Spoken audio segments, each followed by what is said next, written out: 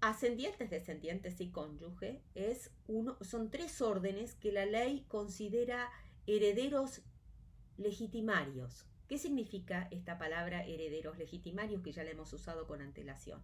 Cuando la ley habla de herederos legitimarios, está hablando de herederos que no pueden ser derogados por la voluntad del causante. Quiere decir que están previstos de forma imperativa, que la ley se impone a la voluntad del causante, y mañana vamos a ver que la ley se impone a la voluntad del causante hasta la extensión de la porción legítima. Es decir, que la ley te dice, estos tres órdenes, ascendientes, descendientes y cónyuges, son órdenes que no pueden ser derogados aunque el causante quiera otra cosa, que están protegidos porque a la ley le parece más importante esta protección que la voluntad del causante. Ascendientes, descendientes y cónyuges. Ahora vamos a ver cómo se relacionan estos órdenes rápidamente, porque si no esto se hace muy largo. Y hay un orden más que no es un orden de naturaleza obligatoria, imperativa, sino que es un orden de naturaleza subsidiaria. Es decir, si el causante no previó nada y si no existen los demás órdenes imperativos, la sucesión se transfiere subsidiariamente al orden de los colaterales hasta el cuarto grado. Esos herederos que no son obligatorios, sino que tienen una vocación, un llamamiento, ¿se acuerdan de la palabra que te convocan a la sucesión? El llamamiento es un llamamiento de naturaleza subsidiaria y actúa solamente cuando no hay los órdenes imperativos, ascendientes, descendientes y cónyuge, o cuando no hay voluntad del causante que disponga en otro sentido. Entonces, tenemos 4 órdenes. Yo había hablado primero de los 3 primeros, que son los que son de naturaleza legitimaria, es decir, que son inderogables.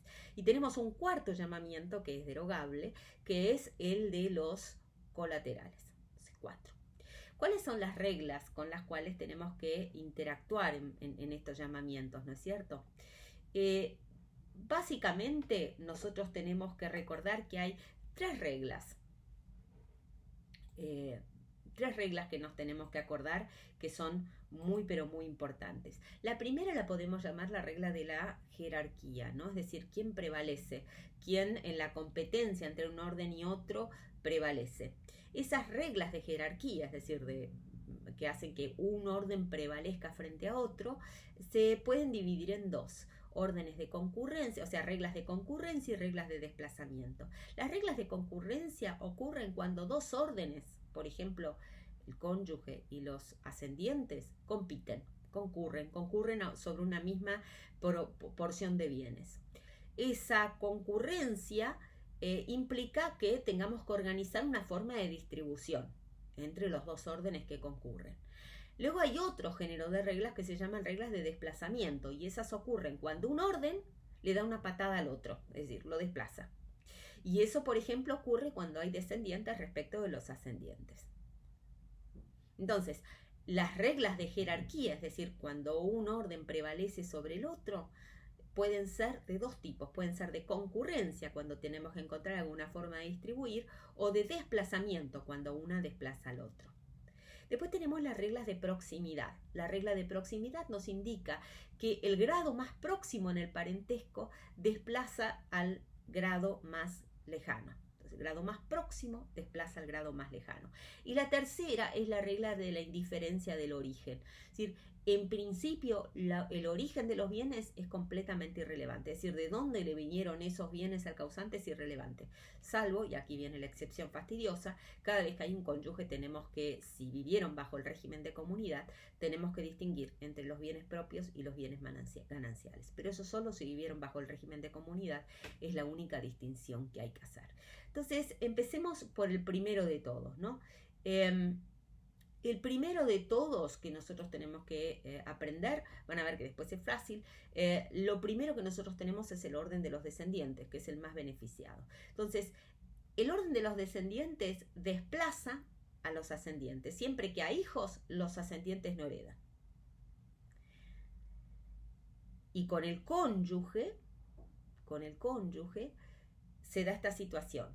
Desplaza al cónyuge respecto de los gananciales, pero concurre respecto de los bienes propios. Ustedes piensen que al momento de la herencia se da esta situación. Primero hay que dividir la sociedad conyugal, si vivieron bajo el régimen de comunidad, si no, no.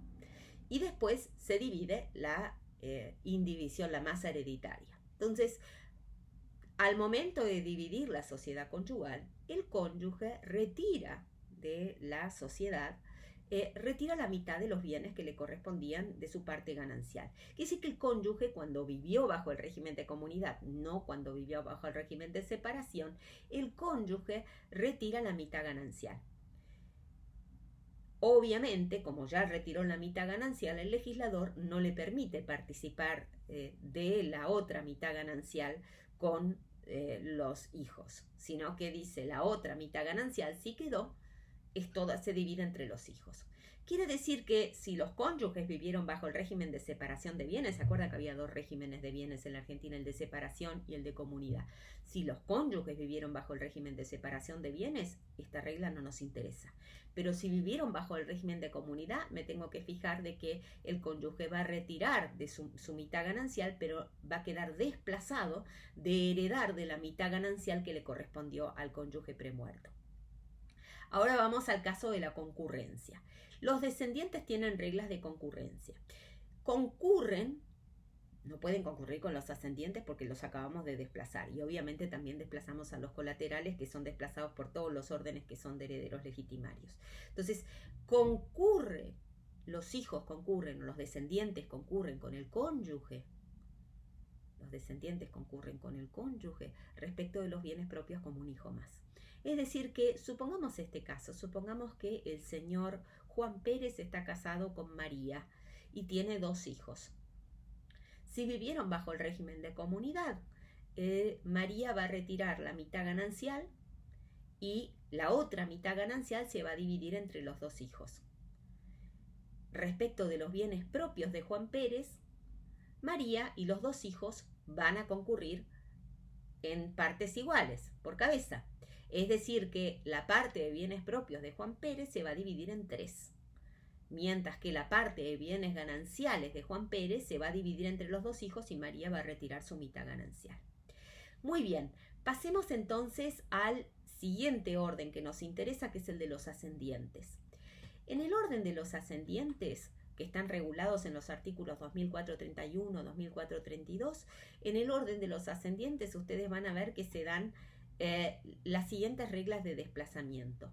Los ascendientes son desplazados por los descendientes, eso lo dijimos recién, y además desplazan a los colaterales, que ya sabemos que todos los órdenes de legitimarios desplazan a los colaterales. Entonces, concurren con el cónyuge, solamente con el cónyuge, y concurren con una regla que es única en todos los casos. El cónyuge, si vivió bajo el régimen de ganancialidad con el premuerto, es decir, con el causante, va a retirar su mitad ganancial. La otra mitad ganancial se va a dividir en 2 partes, es decir, la mitad ganancial de Juan Pérez se va a dividir en 2 partes.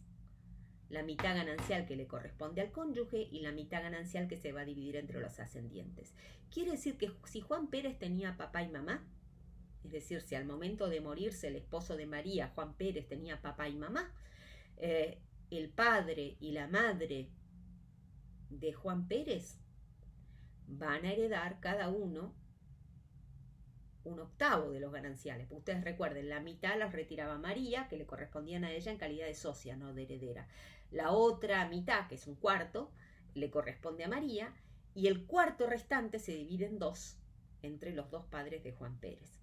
Si vivieron bajo el régimen de bienes propios, de separación de bienes, entonces directamente la mitad de los bienes de Juan Pérez pasa a María y la otra mitad se divide entre los 2 padres, es decir, 1/4 y 1/4. Con esto ya tenemos todas las reglas, porque ya explicamos cómo se relaciona el cónyuge con todos los demás. Nos falta explicar el derecho de representación. ¿Qué es el derecho de representación? El derecho de representación que nosotros tendríamos a lo mejor que explicar es el derecho por el cual los que están en un orden inferior pueden pasar a ocupar el lugar superior que les tocaba. Excepcionalmente ocurre el derecho de representación y ocurre únicamente cuando, por alguna razón, ya sea por la renuncia o por la declaración de indignidad o porque por la premoriencia, porque se muere antes el heredero, suben los del grado que estaban más abajo al grado más arriba y pueden heredar. En realidad el régimen de la representación solamente puede ocurrir